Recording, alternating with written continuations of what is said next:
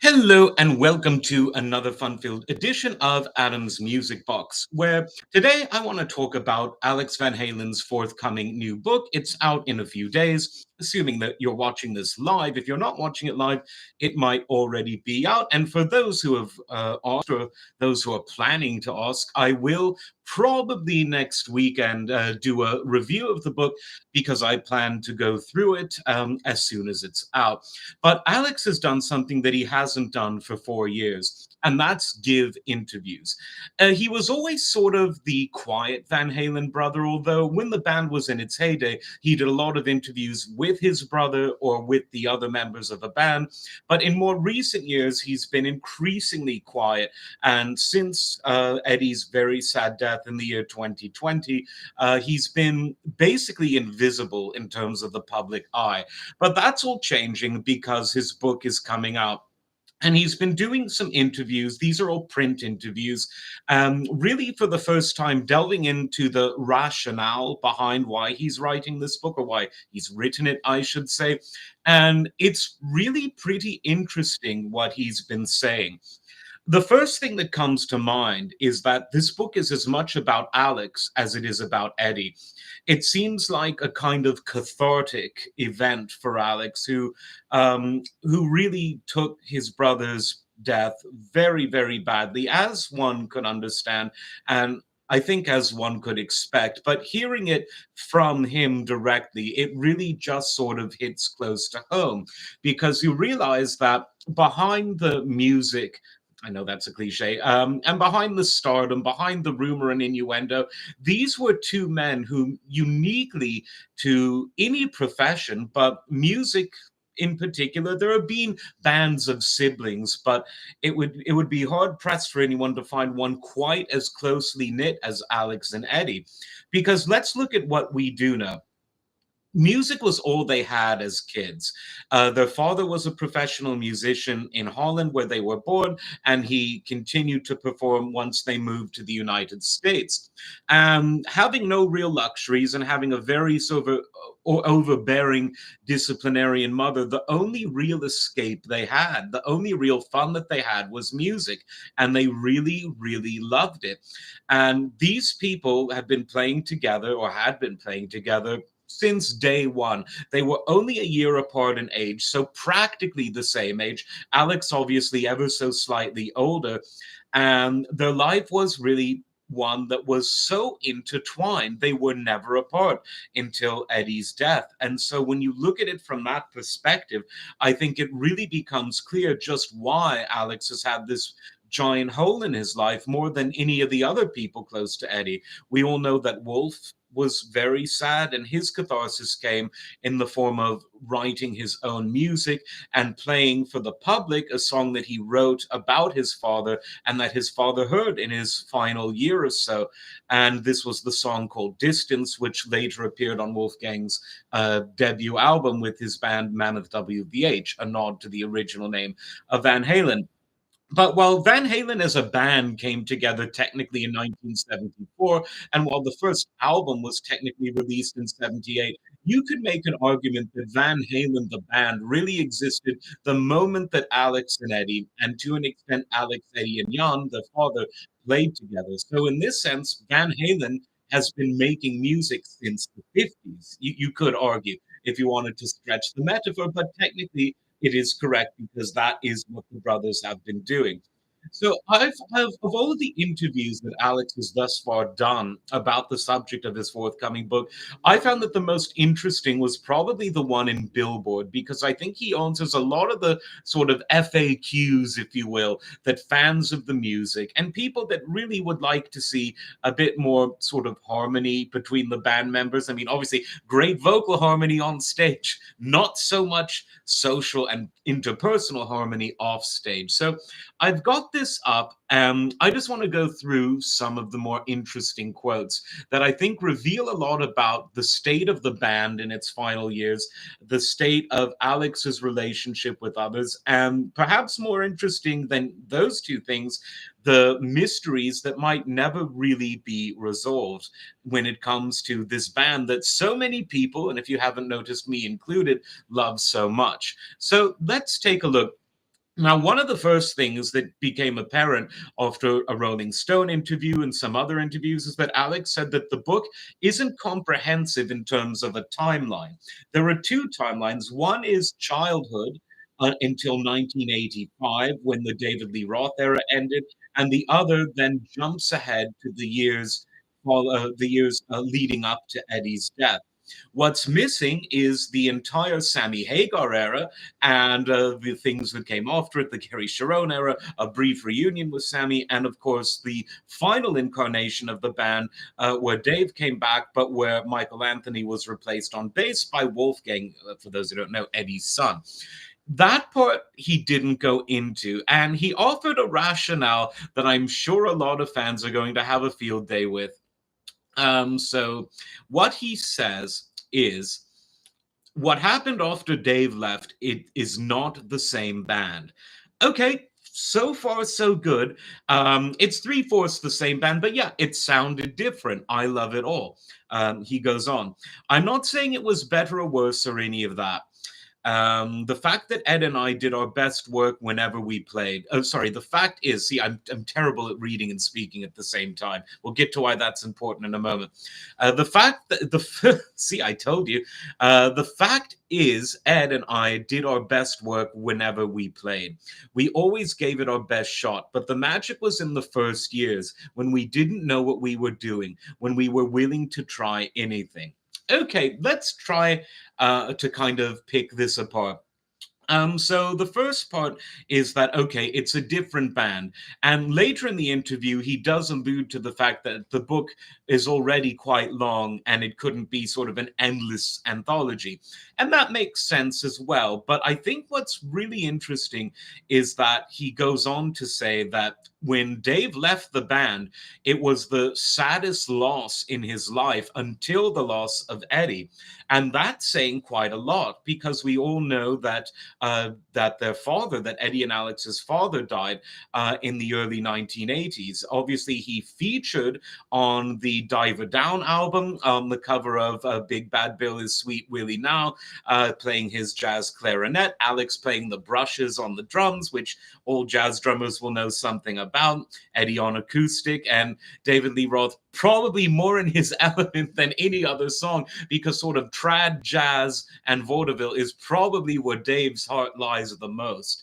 even more than in rock and roll. And I would say even soul music more than rock. Just ask Dave himself. So that got me thinking again, why is the era with Dave considered so special and the era with Sammy written off as an afterthought? In another interview, Alex says, oh, we've had lots of singers, but he reiterated the fact that the initial era, forgetting Mark Stone, that the initial era was the most important. And I think that there's several reasons for that. The Van Halen that was the brothers, Dave and Michael Anthony, that was a band of kids. That was a band of kids who wanted to make it, all from somewhat different personal backgrounds, but they ended up in the same geography, obviously. They all ended up in Pasadena, and they all just gigged their hearts out because that's what Van Halen was. They were a gigging band. They weren't one of these bands that fell out of a tree and into the lap of a record contract. Few do, but some do. They weren't a band that happened to gig hard for a year and got lucky. They weren't a band that was solely driven by sort of chicks and booze. I mean, there was plenty of booze and eventually plenty of chicks, but that really wasn't what Van Halen was about. They were a working band. They were a gigging band.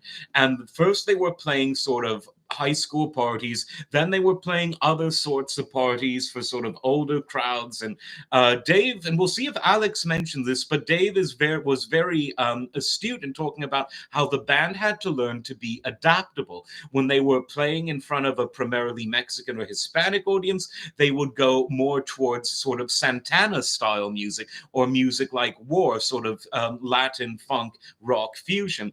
When they were playing for a primarily white working class area, they're out in San Bernardino or something, they play your sort of ZZ Top style music. When they were in Hollywood, they play sort of your Led Zeppelin, your Robin Trower, your very sort of hard rocking, now we'd call it classic rocking stuff that just had a sprinkle of glamour on it.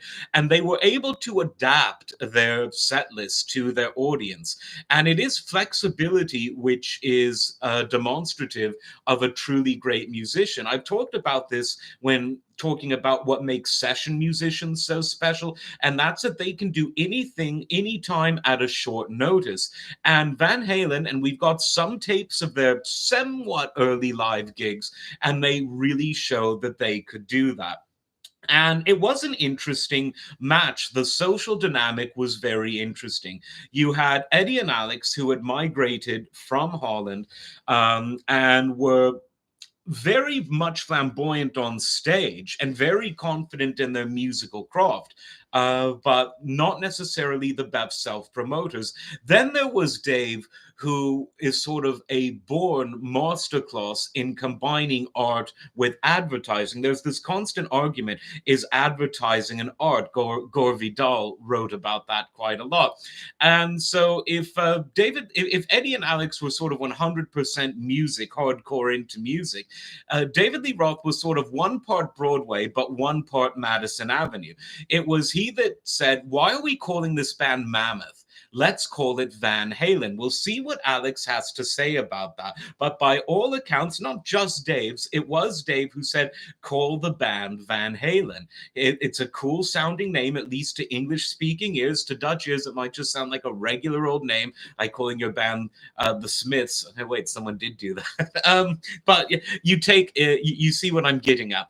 And so it was really helpful that Dave not only was able to sort of he could afford the PA. I think he was the one with the car. He came from a slightly more well-off background than the others, but it all just sort of worked out, and they rose to the top, not overnight, but after a number of years gigging and gigging. So they went from the high school parties to the other sort of house parties to the small regional clubs, and then they sort of graduated to the big clubs of Hollywood, places like the Starwood, places like the Roxy, places like the Whiskey A Go Go, all of the places like Graziani's, all of the, or sorry, Gazzari's, Joe Biden moment, folks, all of the big places on the Sunset Strip. The Starwood was, of course, on Santa Monica, but, all in the same general vicinity. And that was really the top of music club land, arguably globally in the 1980s, certainly, or 1970s and 1980s, because we're talking about the 70s here, even though those clubs were very big in the 80s as well, not least because Van Halen made the clubs even more on the map than they already were, and they already were. But the point is, they were a hard gigging band. And I'm thinking that maybe it's that which makes Alex more fond of that lineup than the later lineup, where a famous band without a lead singer joined a famous lead singer solo artist who had given up on bands after he left Montrose. And so I guess maybe there's the organic element of it. It does seem like Alex had a very close friendship with Dave, and I'm sure that we're going to find out more about that in the book. I mean, when Dave left or was kicked out, depending on who he was, there was obviously a lot of animosity between the two sides. But just listening to what Alex is saying in these interviews, it seems that the two of them were very close, even though they have a very different way of speaking, share a very different sense of humor. Alex is very dry, and Dave is very, Spike Jones, vaudeville. So it's interesting. I think maybe it's the fact that Dave knew Jan, their father, Ed and Alex's father. And I think that Dave had a big part in sort of making Jan's appearance on Diver Down really work, because, as I said, Dave's sort of go-to style of music wasn't all that different than Jan's. And so it could well be that. Then there's the other side, which is that I think it was around '07, maybe it was later, but it was sometime in the early mid 2000s where Sammy wrote his book, about his life. And obviously, a reasonable chunk of that was about Van Halen. Now, most of what he said about the band was very, very positive, although he did say that on meeting the band for the first time, Eddie just wanted to jam, and Alex was very businesslike. He was acting as though he was the band's lawyer, saying, "You've got to sign this non disclosure agreement, you've got to sign this." And it was Ed who said, "Wait, Alex, we're just sort of here to jam," because Alex sort of overwhelmed Sammy when he first turned up at 5150 Studios with all of these sort of legalistic requests about you can't talk about this and can't talk about that. Maybe you could say that it was them getting off on the wrong foot, but by Sammy's accounts, they were very close, he and Alex, throughout the band, arguably closer than he was with Eddie, even though for the duration of the band until that final year of Van Hagar in 1996, they all seemed to be having a really good time. It was sort of described as a non-stop party. And so the question really is, what changed? And that's when we kind of go to Sammy's book, where he was very candid about the personal difficulties that the band members faced. He talked about Alex's journey into sobriety after drinking a lot. By a lot of people's standards, drinking a lot. And then after Jan died, he got sober. Eddie was tried to get sober but didn't. But Alex did stay sober. And maybe he thought Sammy was a bit too candid about that. Maybe he thought that Sammy was far too candid about Ed's physical and mental condition on the disastrous 2004 shows. The last time Sammy was with the band, he left or got kicked out in 96, then came back in '04, and it went really badly. Maybe it was the video that Sammy made defending Michael Anthony from a statement that Ed made to the press that was basically just dissing his bass playing, saying, "Oh, I needed to show him how to play the bass. I had to sort of video myself on a camcorder and show it to him because he was so stupid." And those remarks just by all accounts weren't true from all we know. I mean, what we do know is Michael Anthony is a really good bass player. And Sammy came to his defense because Mike is the sort of he's the neutral party in this whole experience, but he's also been the one that's got stepped on more than anyone else. So when Sammy made that video defending Michael Anthony against Eddie, maybe that's what set Eddie off because they hadn't spoken. The brothers hadn't spoken to Sammy for a long time, and it was only in about the year or so before Eddie died that Sammy began to speak to him again. Alex still won't speak to him at all. In the interviews, he doesn't utter the name Sammy Hagar or the name Michael Anthony. I'm sure he'll have to say the name Michael Anthony in the book because he was part of that classic lineup. But yeah, there is definitely a lot of bad blood. Another reason for this might be because of what Alex told Billboard. He said, "If I start throwing dirt, it'll never end." And so he basically said, "It's not about the dirt. I think some people would like that. That's how projects are sold nowadays. I think it divides the audience, and we're not here to divide. I think the tone of the book and how I want the book to be perceived is more on a spiritual and creative level. That's why there's very little or any dirt in there." The majority of things that were written about Ed were third party. So this is Alex telling this journalist why he decided to write the book. And so I think a lot of it is about what he sees as telling his truth about Eddie. He's saying quite directly that in the press and elsewhere, Eddie has been treated unfairly. Mistruths or misinformation, as the children like to say, have been told about him. And this is the person that was literally and in other ways closer to Eddie than anyone else, setting the record straight. But I also sense that, like I was saying, it's definitely about catharsis. I'll just continue reading this quote from Alex. "The majority of things that were written about Ed were third party. They weren't really there," meaning the people writing these things. "I'm not degrading any of it, but it's not accurate. I really felt like a lot of that stuff that was out there was incorrect, and it didn't do justice to the more sensitive side of Ed. So before I die," meaning Alex, "I would like to at least partially set the record straight." Very, very interesting.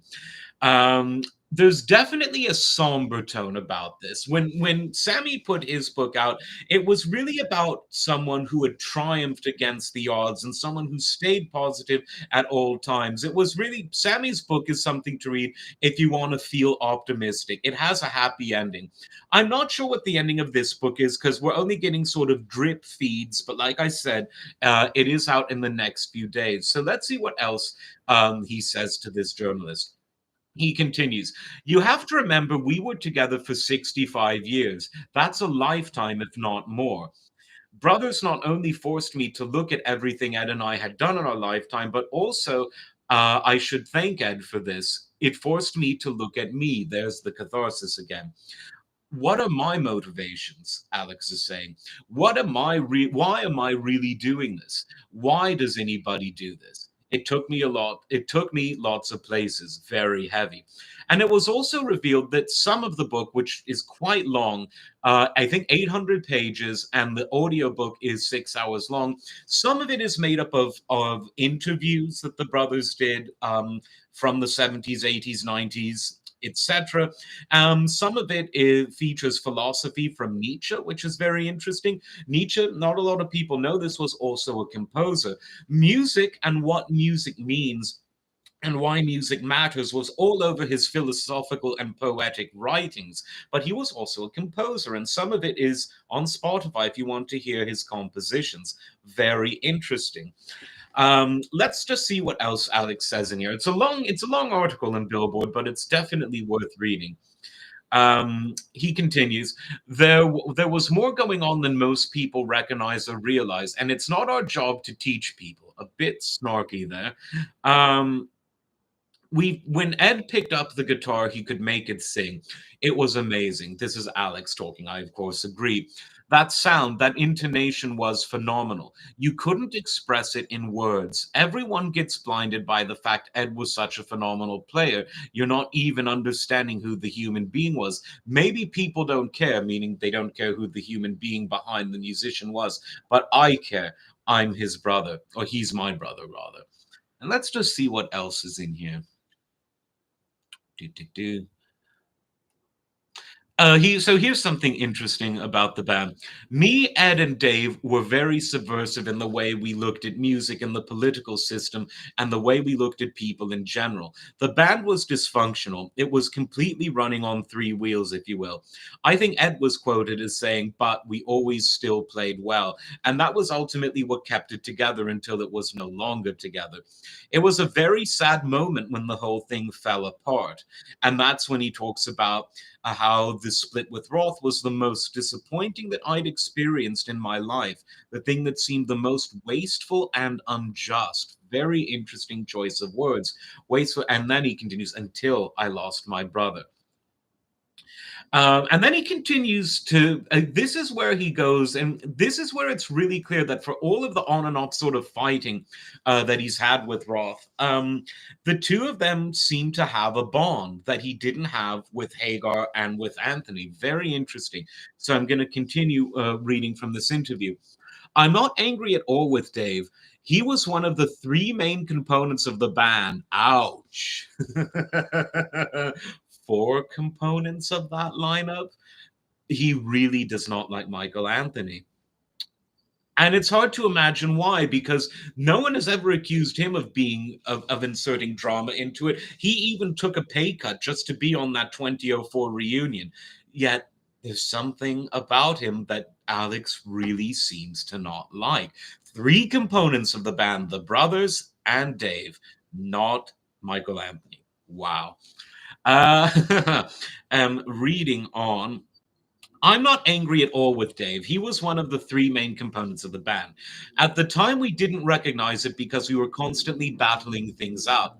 That's why I mentioned that the first person I called when Ed died was Dave, because I felt like I owed him that, to the work we had done together and the fact that our families knew each other." See, very interesting. This, again, I think is part of that connection. Growing up, they all were from more or less the same neighborhood. When Sammy joined the band, it was one famous person joining in an already famous band. Interesting. So I'm just going to, what do they say? Circle back like that redheaded lady used to say. That's why I mentioned that the first person I called when Ed died was Dave, because I felt like I owed him that, to the work we had done together and the fact that our families knew each other and the fact that everyone was sort of on the same level, if you will, when we first started. I don't know where things went wrong. I have nothing but the utmost respect for Dave and his work ethic. I just think some of his choices were really strange to me, but that's not my job to figure out. Now, part of what this relates to is Alex's very blunt admission, which is something that Wolf hinted at about a year ago, that a would-be reunion show that Alex was trying to put together was essentially ended by Dave, because Alex said, "Look, we have to do this the right way. If we're doing this sort of tribute show, you can't call it a reunion show.